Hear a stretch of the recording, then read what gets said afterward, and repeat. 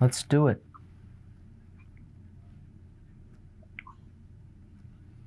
Dan Illman, Mike Beer, taking a look at the feature race at Aqueduct on Sunday. It's the $100,000 Ruthless Stakes for 3-year-old filly sprinters. You can bet this card at the Big A on Sunday with a DRF Bets account. It's a good deal when you deposit $50 and you're able to bet immediately with $200. Bets.drf.com is where you need to go for all the information. Let's meet the field of 3-year-old fillies going 7 furlongs in the Ruthless Stakes. Morning line favorite, Mike, down towards the rail, the number 1 Enliven. Boy, I'm not sure we're fans of Enliven.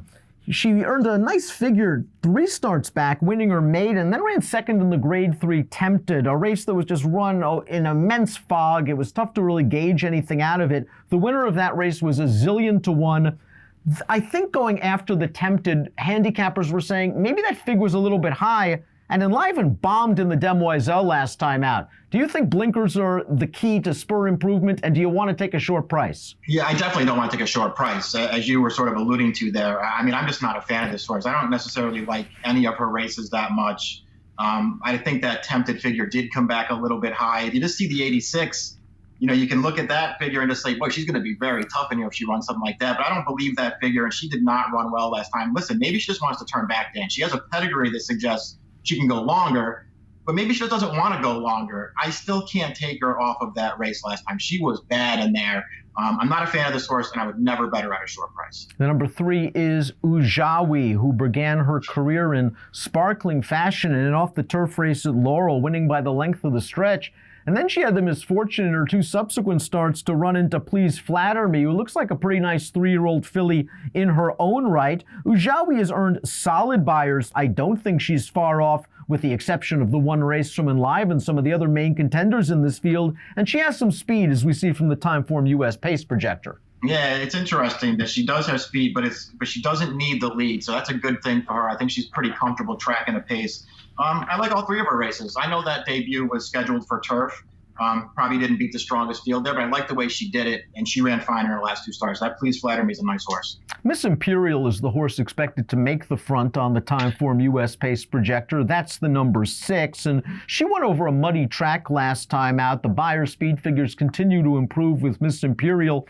I wonder if she moved a little bit early. She opened up a gigantic lead at the 3/16 pole and then was getting tired at the end of that race. Was it a case of perhaps her moving a bit early to the front, or do you think that 6 furlongs is probably the distance she wants to go, and she might have trouble with this 7? Yeah, maybe. I think that's a fair point, something to keep in mind for a horse who's going to get bet in this race, that maybe she doesn't want to go too much farther than 6 furlongs. But I sort of felt like maybe she went early last time. I mean, you go back and look at the replay, the horses that ran 2nd and 3rd, W Lovey's back in this race, by the way. 2nd and 3rd finishers were way out of it early, and they were closing late to make up some ground on this horse. I thought she ran really well last time. And I thought she ran really well when she broke her maiden at Churchill Downs, too. You're right about there was closing behind her. The other speed in that race, the one that this horse was pushing, ended up finishing way back in the pack. Dovey Lovey might have taken advantage of a fast pace in that spot. She is the number 2. Timeform US has her last on the pace projector. She is an ex-maiden claimer, but Gary Contessa has her good right now. And I guess if the pace is hot, she can come with another good run. Yeah, I think that she could. It'll be interesting to see what she does. I'm a fan of this horse, Dan.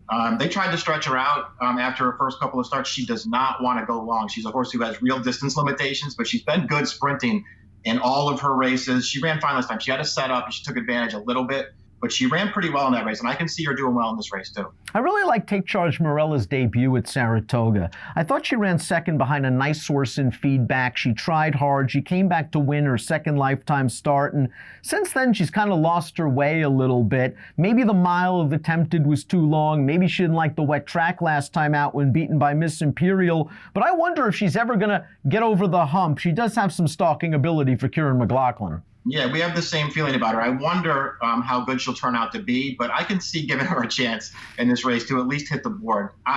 Her first 2 races, I think, were very good. I thought her maiden win in her 2nd start is a very underrated race. She went way too early in that race to open a big lead, and she got tired at the end, but that was a good performance.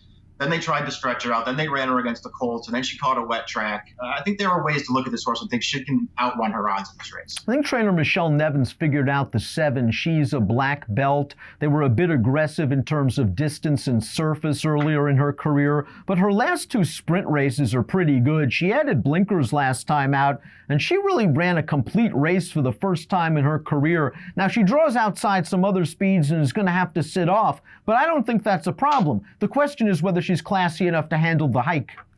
That is the real question, but she ran well last time. I don't think she beat a great field, Dan, but it did sort of look like maybe she just wanted that cutback in distance. You understand why they tried to make her a turf horse. She has turf in her pedigree, but maybe she's just a better dirt sprinter.